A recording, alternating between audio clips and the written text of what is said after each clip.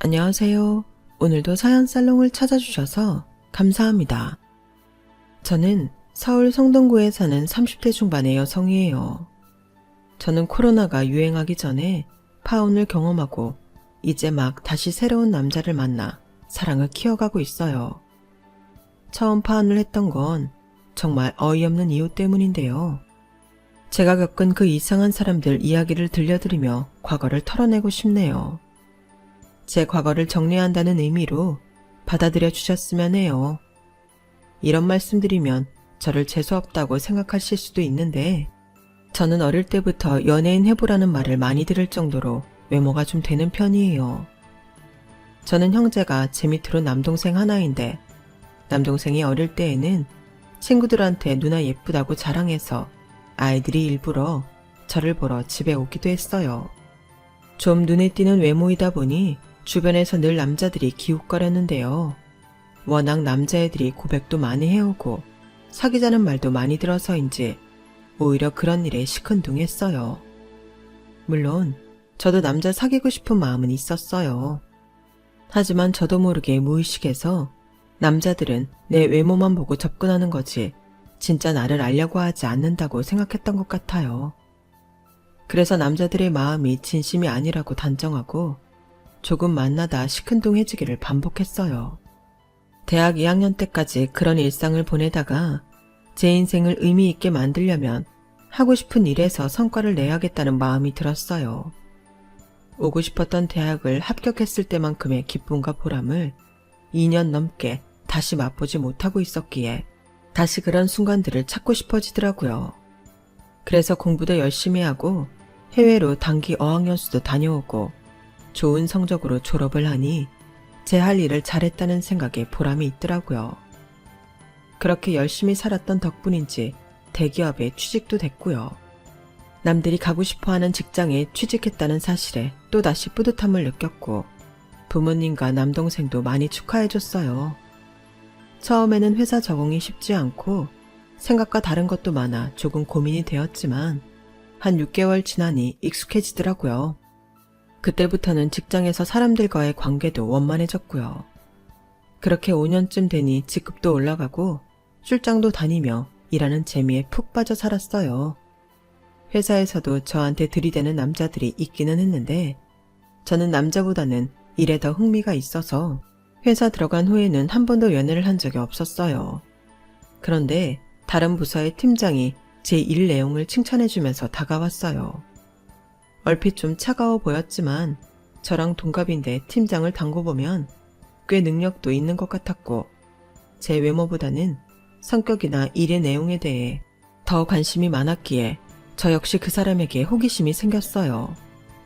그렇게 2-3달 저는 그 사람을 관찰했고 남자의 조금은 무덤덤해 보이는 태도에 끌려서 사귀게 됐네요. 사귀고 보니 남친은 꽤 재미있는 말도 잘하고 유쾌한 면이 있었어요. 사람은 역시 시간을 두고 지내봐야 하는 건가 봐. 재호씨 이렇게 재미있는 사람인 줄 몰랐어. 나도 그래. 진아 너 하고 다니는 거 보면 엄청 완벽해 보이고 세련되기만 한 것 같았는데 너무 털털하고 편해서 좋다.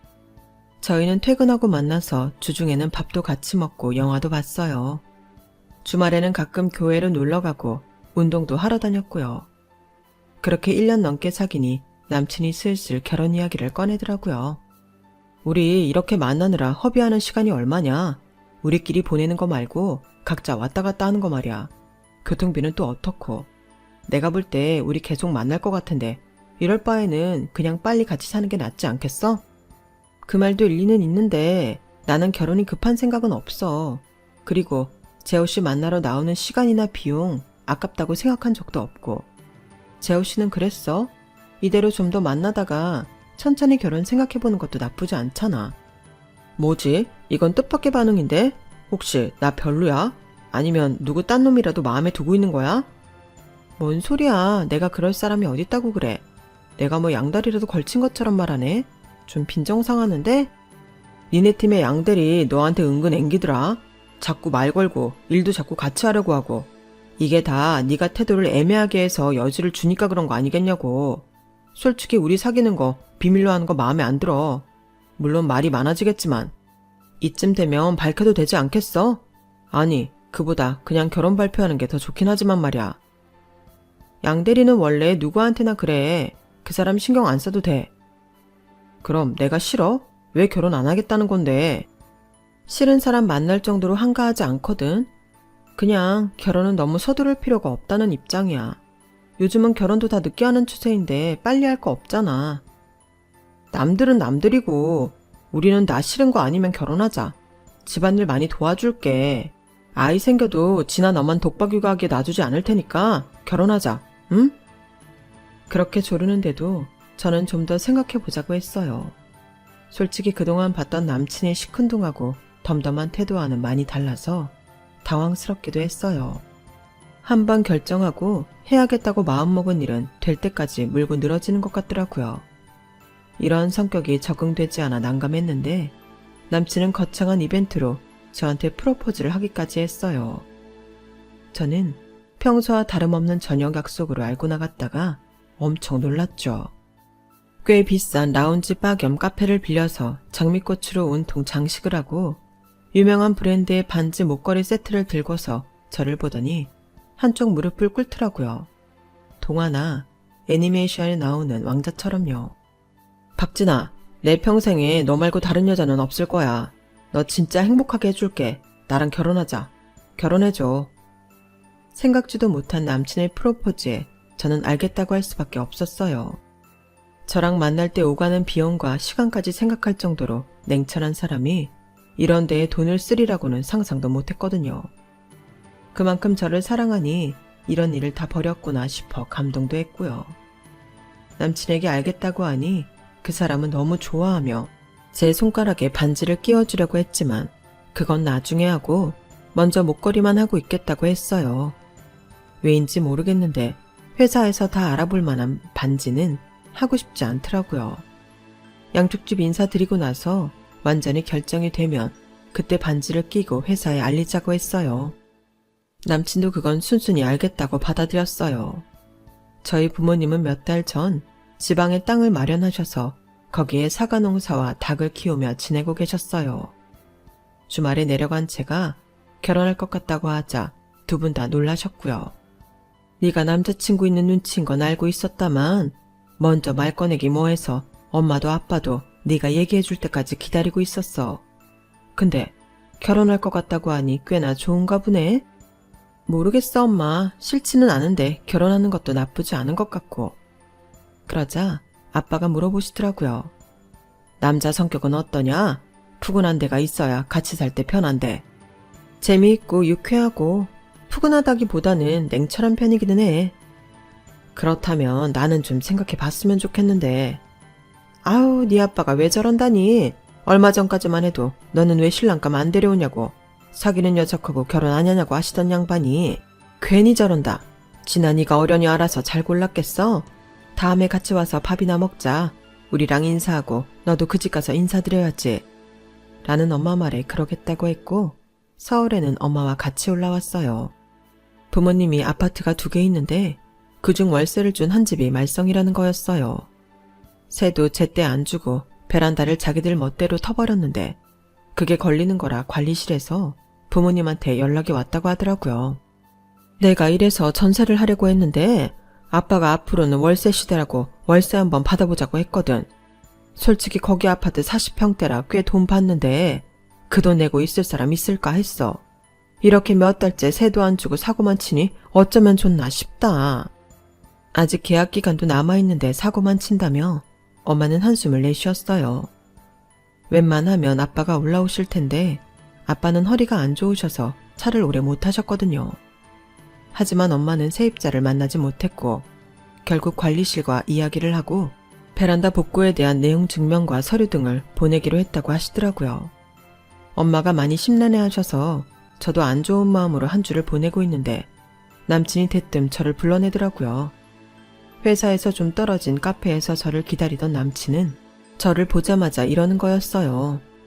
너 법대 나왔으니까 변호사나 법무사 아는 사람 있지? 우리 본가 때문에 일이 좀 생겼거든. 변호사인 친구가 있긴 한데 복잡한 일이면 바로 법무법인 찾는 게 빠를걸? 뭐 간단한 일이면 물어봐 줄 수는 있고. 야, 너 태도가 그게 뭐냐? 너무 남의 일 대하듯 말한다. 네 시댁일이잖아. 네 집안일이라고. 이제 그런 식의 태도는 좋지 않다고 본다. 간단하면 물어봐 줄 수 있다니. 당연히 네가 책임지고 처리를 해야지. 아니, 결혼 허락이 완전히 떨어진 것도 아니고 그냥 둘이 결혼하자 말만 오갔는데 오버가 심하더라고요. 하지만 일하다 말고 나온 저는 자리를 비운 게 신경 쓰여 얼른 이야기를 마무리하고 싶었어요. 무슨 일인지 들어볼게. 그래야 어떻게 할지 결정을 하지. 부모님이 지금 아파트 전세 사는데 주인이 까칠하게 구네. 세입자 보호법에 의거 무슨 조치를 취할 수 없을까? 계약 기간이 남아있는데 나가라고 하는 거야. 어떻게 까칠하게 하는 건데 그래? 집을 마음대로 손대면 안 된다. 그런 거에 대한 책임을 묻겠다. 막 이런다는 거야. 우리 엄마 마음 약해서 주인 전화 오는 것만 봐도 가슴이 막 뛴다고 하셔. 이런 것까지 보상받았으면 좋겠어. 심각한 훼손이 아닌 이상은 사는 사람이 편하게 쓸 수 있겠지. 구체적인 상담이 들어가야 알 수 있을 문제 같으니까 변호사를 바로 알아보는 게 나을 것 같아. 내가 아는 변호사는 국제법 전문이라 이쪽이랑은 거리가 있어. 임대법 쪽으로 많이 일하는 변호사 알아볼게. 꼭 좀 부탁한다. 이럴 때일수록 힘을 모아서 같이 해결해야 가족이 된 보람이 있지 않겠냐? 우리 엄마 정신적 피해 보상까지 받을 수 있게 진아 네가 꼭 알아봐야 된다. 그걸 장담은 못하고 법이라는 게 따지고 들어가 봐야 되는 건데 이렇다 저렇다 단정은 할 수 없어서 확답은 못해. 이런 거는 이따 얘기해도 되는데 꼭 일하는 중간에 불러내야 했어? 나 바로 들어가 볼게. 야, 너 말을 그렇게밖에 못해? 우리 본가에 생긴 일이잖아. 그러면 너도 당연히 관심을 갖고 걱정을 해야 맞는 거지. 그런 식으로 선 긋는 거 시댁 일이다 그런 거야? 나는 적어도 네가 좀 더 걱정해주고 공감해줄 줄 알았는데 실망이다. 저는 그렇게 말하는 남친이 더 이상했어요. 임대인하고 문제가 생긴 거는 안 됐지만 그 정도는 직접 해결할 수 있는 문제 아닌가요? 집을 어디까지 손대지 않기로 했는지도 모르겠고 주인이 그것에 대해 지적을 했으면 원만히 말로 해결을 했어야 하는데 무조건 전화만 와도 가슴이 뛰니 정신적 피해 보상부터 이야기하는 게 저는 더 거슬리더라고요. 자기도 같은 회사 다니면서 일하는 도중 이런 식으로 사적인 일에 시간을 쓰는 건 땡땡이나 다름없는 건데 말이죠. 결국 저는 그날 회사에 남아서 야근을 했고 남친한테도 기분이 상해 연락에도 답하지 않고 일만 했네요. 남친은 자기 집 일에는 저도 자기랑 똑같은 마음으로 대해야 된다는 주장을 하는 게 저는 쉽게 납득이 되지 않았어요. 살면서 계속 이렇게 부딪히게 될 것 같다는 예감에 결혼에 대해 다시 생각하고 싶어지더라고요. 이틀쯤 지났을 때였는데 남친이 회사에서 일하는 저한테 야식을 전달하며 메모로 자기가 흥분했다면 미안하다고 사과를 전해왔더라고요. 그걸 보니 역시 상식에서 벗어나지 않는 사람이구나 싶어 마음이 놓였고 그 이후 저희는 시간을 잡고 먼저 저희 가족을 만나기로 했어요. 약속한 날 저는 남친을 제 차에 태워 지방에 있는 부모님 집으로 인사를 갔죠. 부모님 댁에 가기 전에 남친은 저희 집에 대해 여러 가지 물었어요. 진아, 너네 원래 지방에 살았어? 네 말투 보면 사투리 전혀 없는데? 원래 다 서울 살았는데 부모님이 시골 내려가고 싶다고 하셨어. 그래서 남동생은 자기 학교 가까운 데에서 살고 나도 따로 사는 거야. 정말 그냥 시골 가서 살고 싶어서 내려가신 거야? 그러기 쉽지 않잖아. 보통 낙향하면 일이 잘 안 되거나 그런 거 아닌가? 서울 오래 살아서 흙밟으며 살겠다고 내려가는 사람들도 많아. 뭐가 궁금해서 그래? 우리 부모님 일이 잘 안 되다니? 아니, 혹시 하던 게 망했다거나. 아, 너네 아버지는 회사 다니셨다고 했던가? 하, 내 농담이 지나쳤지? 남친이 농담이라며 우스갯소리처럼 말했지만 저는 좀 기분이 상했어요. 남친이 미안하다며 사과했지만 한번 부딪히고 난 후부터는 남친이 하는 말이 거슬리는 게 좀 있더라고요. 부모님 집 도착했을 때도 그랬고요. 남친은 마치 조사라도 하는 것처럼 쫙 둘러보며 사과 농장 규모는 어느 정도냐 물어보고는 양계장도 생각보다 작다고 하더라고요. 부모님이랑 남동생하고 대면했을 때는 태도도 안 좋았어요. 자기를 반겨주는 우리 엄마를 아래 위로 대놓고 훑어보지를 않나. 엄마가 정성스레 준비하신 음식을 깨작거리며 재료 하나하나 젓가락을 들어서 보더니 몇 점 먹지도 않고 수저를 내려놨고요. 한번 사람이 거슬리기 시작하니 마음에 안 드는 것만 보이나 싶어 저는 제 마음을 다스리려 노력했어요.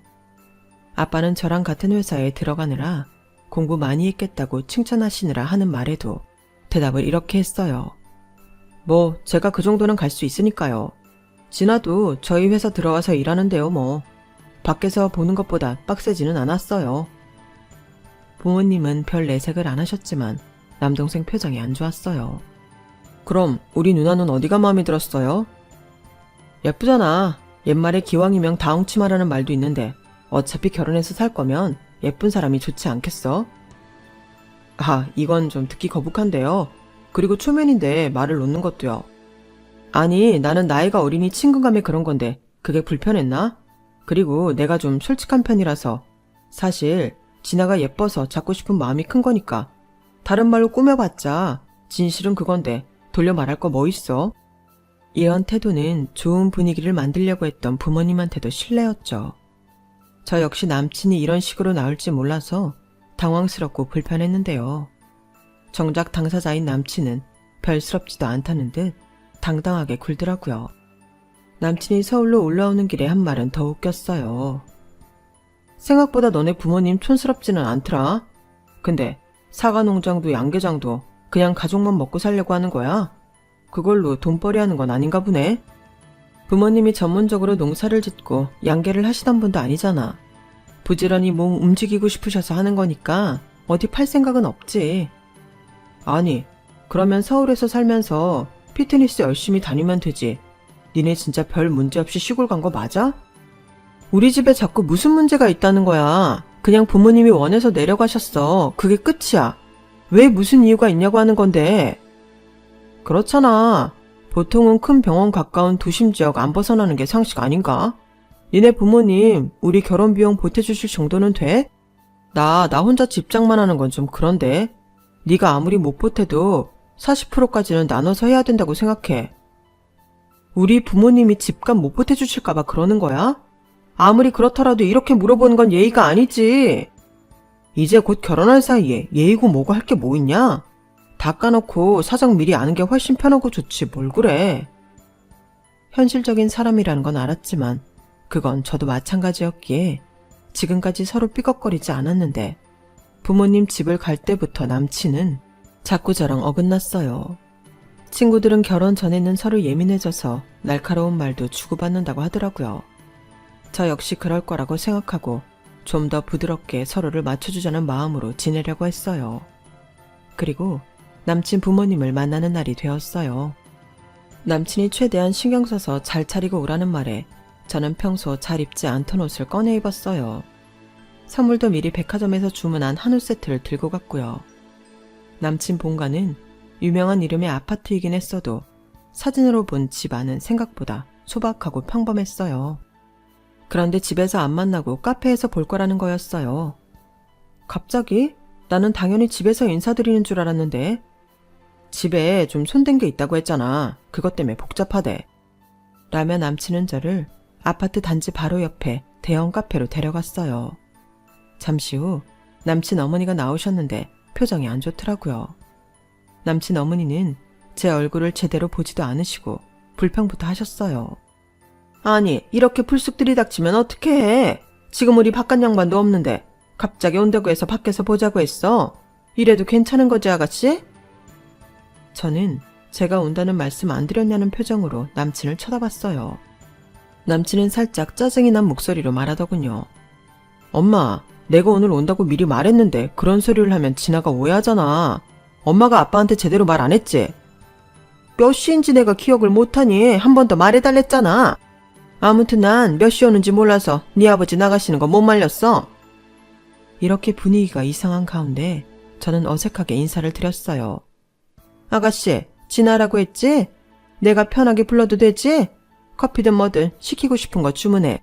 젊은 사람들 커피라면 다 좋아하잖아? 네, 커피 제가 주문해 올게요. 뭐 드시겠어요?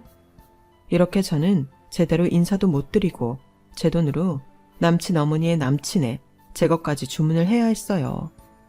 당연히 남친이 자기가 내겠다고 할 줄 알았는데 아니더라고요.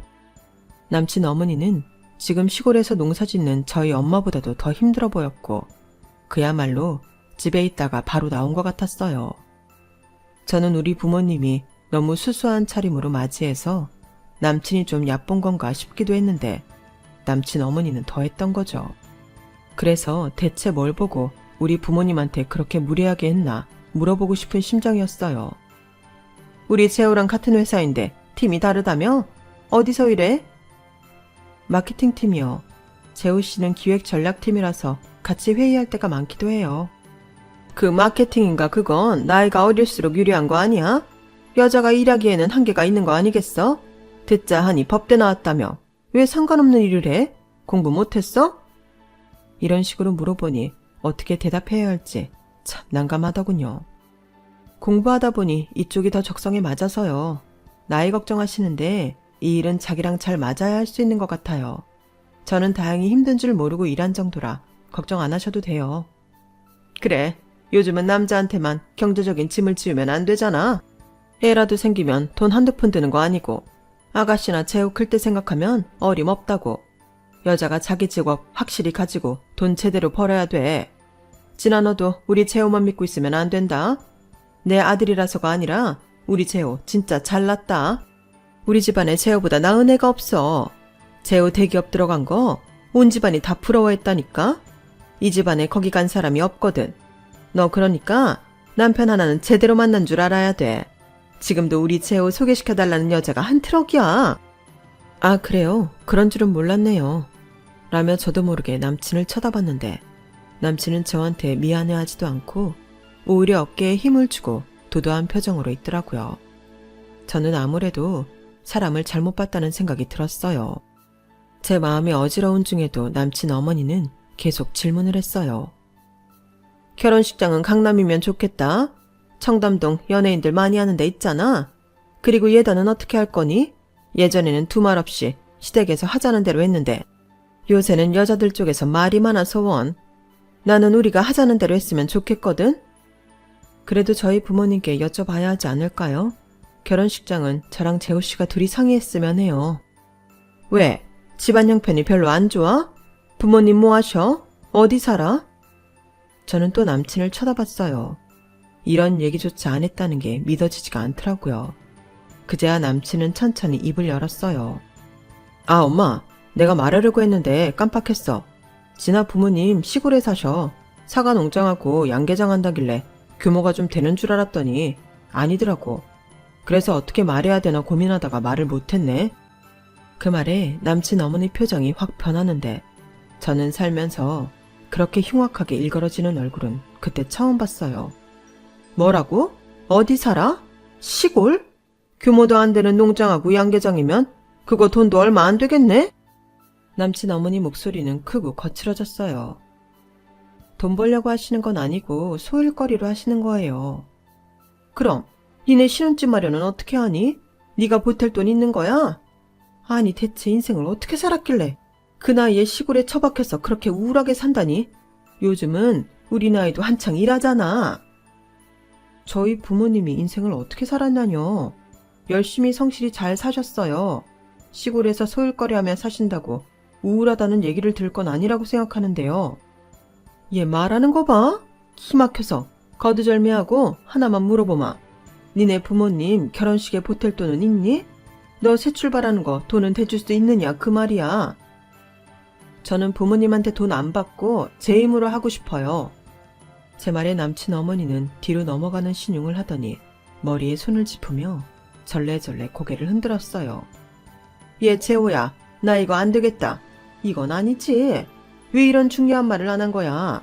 너 내가 결혼 반대할까봐 말 안 하고 오늘까지 가만히 있었지? 내가 애들 아빠 이 자리에 못 오게 하길 100번 잘했지. 나 네가 얘랑 결혼한다고 할 때 너랑 같은 회사 다니니 어느 정도 수준이 맞을 거라고 생각했거든? 근데 이건 아니지. 우리 집에 도움은 못 될 망정 짐은 되지 말아야지. 지금 말씀하시는 게 좀 지나치시네요. 제 말에 발끈한 건 어이없게도 남친이었어요. 야, 너 엄마 말씀하시는데 태도가 이게 뭐냐? 솔직히 우리 엄마가 틀린 말씀한 거 없잖아. 재호씨, 진짜 이렇게 나올 거야? 내 생각에도 그래. 서울에서 일하실 수 있는 나이인데 굳이 시골에 내려가서 돈도 안 되는 농사 짓는다는 게 이상한데 너는 제대로 된 말도 안 해주잖아. 그냥 시골에서 자연 공기 마시며 살고 싶다고 하셨다고. 있는 그대로 말했어. 뭘 제대로 말을 안 해? 그러자 남친 어머니가 다시 나섰어요. 예, 됐다. 더 볼 거 없어. 이 결혼 안 되겠다. 나 너무 충격받았어. 우리 재호가 뭐가 아쉬워서 너처럼 인물 하나 믿고 뻔뻔하게 엉기는 애랑 살아야 되니? 게다가 부모가 뭐 하던 양반들인지도 모르겠고 옛날에 다녔던 회사? 그게 무슨 소용이야? 누구는 왕년에 잘 나가지 않고 살았대? 인생은 후반 정도 중요한 건데 얼마나 말아먹었으면 시골 구석에 내려가서 험한 일하며 고생하니? 그러면서 뭐? 자연 공기 마셔? 포장도 참 잘한다. 저야말로 더 이상 이 결혼은 안 되겠다 싶더군요. 부모님에 대해 너무 폄하를 하는데 화가 나서 몸이 막 떨리더라고요. 화가 나서 이가 갈리는 게 어떤 건지 몰랐는데 그날 아주 정확히 알겠더라고요. 몸소 체험했으니까요. 저는 자리에서 일어나 어금니를 악물고 말했어요. 네, 저도 이 결혼 안 되겠네요. 저희 부모님 아줌마한테 이런 소리 들을 분들 아니에요. 그럼 이걸 마지막으로 하죠. 듣던 중 반가운 소리다. 네가 재호 포기해준다니 아주 고맙구나. 이렇게 사태가 흘러가는데도 남친은 저를 잡을 생각 안 하더라고요. 한우 세트는 가는 길에 버리는 한이 있어도 그 집에 주고 싶지 않아서 도로 들고 카페를 나가려는데 마침 그때 부부로 보이는 남녀가 들어오더니 남친한테 손을 흔들더라고요. 그렇게 가까이 다가온 커플 중 여자가 나를 가만히 보더니 갑자기 놀라서 깍듯이 인사를 하는 거였어요. 어머, 진아님 여기서 뵙네요. 저 기억하실지 모르겠는데 아버님 투자권으로 배웠던 유소연이에요. 땡땡 IT 기업이요. 그때 식사 자리에서 배웠잖아요. 진아님도 투자하시겠다고 해서 자리 마련했었는데요. 그러고 보니 기억이 나더군요. 어쩐지 낯익다 싶었는데 말이죠. 아, 네, 기억해요. 그런데 어쩌죠? 제가 시간 내면 좋은데 오늘은 영 날이 아닌 것 같아서요. 그러자 옆에 있던 남자도 저한테 꾸벅 인사를 하더라고요. 아, 제가 소연이 남편 되는 사람입니다. 안녕하세요. 저는 대충 인사를 하고 자리를 빠져나오려는데 뒤에서 저를 붙잡는 사람이 있었어요. 다름 아닌 남친이었어요. 지금 형수님이 뭐라는 거야? 투자라니. 내가 잘못 들은 거 아니지? 이제 보니 저희 아버지 투자 담당이 남친 형수였던 거예요. 저한테 인사한 남자는 형이었고요. 놀란 남친이 자기 형수한테 따지듯 물었어요. 형수, 진아가 어디 투자했어요? 얼마나?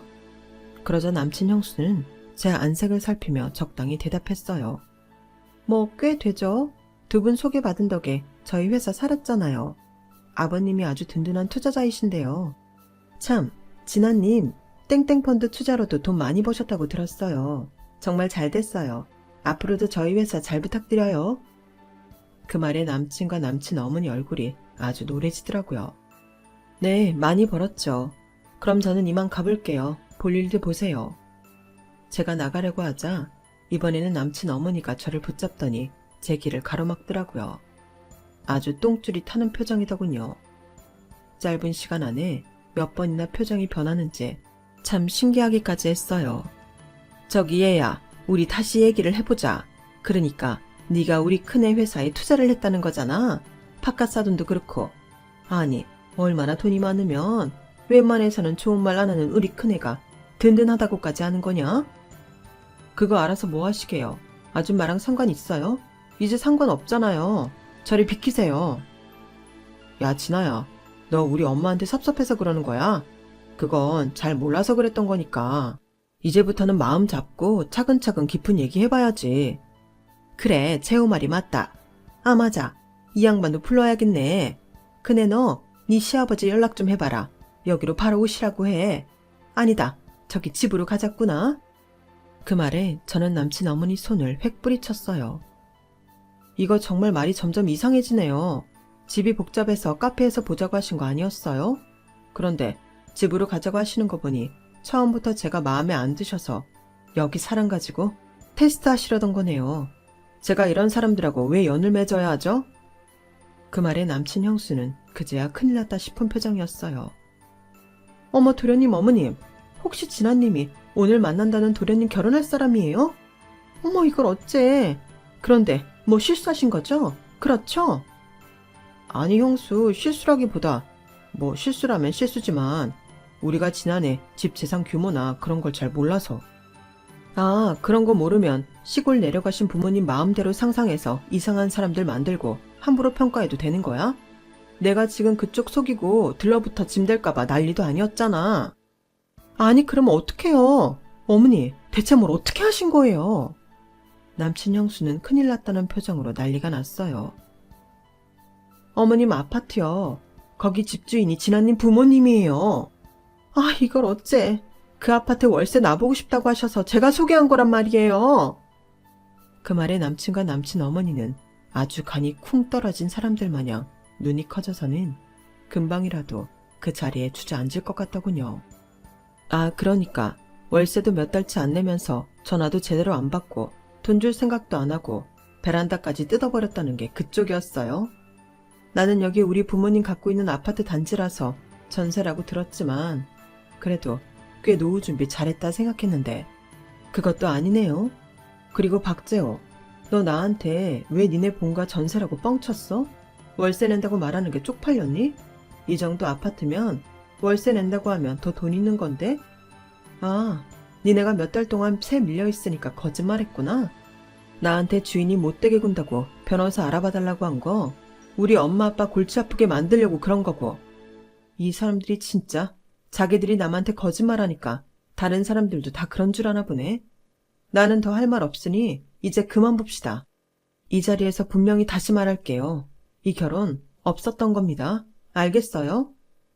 그러자 남친은 다급하게 제 앞에서 두 손을 싹싹 비벼댔어요. 진아야, 내가 정말 미안했어. 내가 엄마 그런 말 할 때 말렸어야 하는데. 진짜 미안해. 응? 이렇게 빌게. 너 우리 부모님 무시하던 거 난 못 잊어. 그것 때문에 진작에 마음 떠났고 오늘 못 볼 거 다 봤는데 이제 와서 미안하다고 하면 다야? 됐으니까 꺼져. 남친 어머니도 어떻게든 수습해보려고 제 어깨를 껴안 듯하며 간드러지는 목소리로 미안하다고 하더군요. 얘, 내가 아무것도 모르니 그렇게 말할 수밖에 더 있겠니? 니네 부모님 그렇게 훌륭하시고 네가 그렇게 잘 나가는 줄 알았으면 내가 그랬겠냐고. 내가 정보를 제대로 주지 않았다는 것도 좀 생각해 보려무나. 어쨌든 미안하게 됐다. 아니, 무조건 내가 잘못했어. 내가 성급했다. 그러니 화 풀어라. 응? 됐거든요. 아줌마, 집 나올 생각이나 하고 계세요. 나 오늘 있었던 일 토시 하나 안 빼고 전부 말할 거니까요. 그리고 박재호, 너 내 앞에 알짱거리거나 문자 하나라도 보내봐. 이 일 회사 커뮤니티에 올려서 너 얼굴도 못 들고 다니게 만들 테니까. 그리고 재호씨 형수님, 유소연씨, 나중에 다시 뵙죠. 어머, 이 일로 저희 회사에 문제 생기지 말아야 되는데 제가 아버님한테 따로 연락드릴게요. 남친 형수는 카페를 나간 제 뒤에 대고 큰 소리로 말했어요. 아, 진짜 어머님, 어떻게 하실 거예요? 저 회사에 문제 생겨서 잘리면 어머님이 책임지실 거예요? 그리고 집은 또 왜 그렇게 만드셨는데요? 월세 왜 안 내셨어요? 라며 남친 형수가 발 동동 구르며 속상해하는 소리가 들렸어요. 저는 그날 바로 부모님 계신 곳으로 내려가서 자초지종을 다 말씀드렸고 그 일에 화가 난 아빠는 베란다 망가뜨린 거 전부 배상하라고 내용 증명을 보냈어요. 그 집에서 세를 안 보낸 걸 보증금으로 까면 얼마 남지 않는다더라고요. 결국 남친 부모님은 집을 비워줘야 했고 남친 형수는 시골집까지 찾아와 100배 사죄했어요. 자기 때문에 회사에 지장이 가면 안 됐으니까요. 아빠도 저도 그런 일에 사적인 감정을 얻고 싶지는 않았고 오로지 회사 자체로만 보기로 했기 때문에 더 문제가 커지지는 않았어요. 다만 남친은 이야기가 달랐어요. 아빠가 저희 회사 이사 중 한 분과 막역한 사이라 그분한테 남친 이야기를 했다고 해요. 아무리 공사를 구분한다고 해도 딸한테 상처 준 놈한테까지는 그게 안 되셨나 보더라고요. 남친은 회사를 잘할 때에는 문제가 없었지만 팀 내에서 트러블이 생기니 위에서 곱지 않게 보더군요. 승진에서도 밀리고 계속 까이기만 했어요. 사실 그건 자기가 일을 제대로 안 해서 그런 거였기 때문에 제 탓은 아니었는데 남씨는 저 때문에 불이익을 받는다고 생각하는 것 같더라고요. 제 눈치를 엄청 보더니만 결국 퇴사를 하고 회사를 옮기더라고요. 그때 단단히 남자에 대었던 저는 한동안 연애 생각 없이 살다가 얼마 전 만나게 된 사람과 서로의 마음을 확인했네요. 이렇게 털어놓으니 좀 살 것 같기도 해요. 이제는 좋은 사람과 예쁜 사랑 만드는 일만 남은 것 같네요. 제 긴 이야기는 여기까지고요. 들어주신 분들 모두 감사드려요. 하루하루 즐거운 일이 많으셨으면 좋겠습니다. 여러분, 사연 댓글에 응원과 현명한 조언 부탁드려요. 좋아요와 구독은 저에게 큰 힘이 됩니다. 오늘도 좋은 일 가득하세요.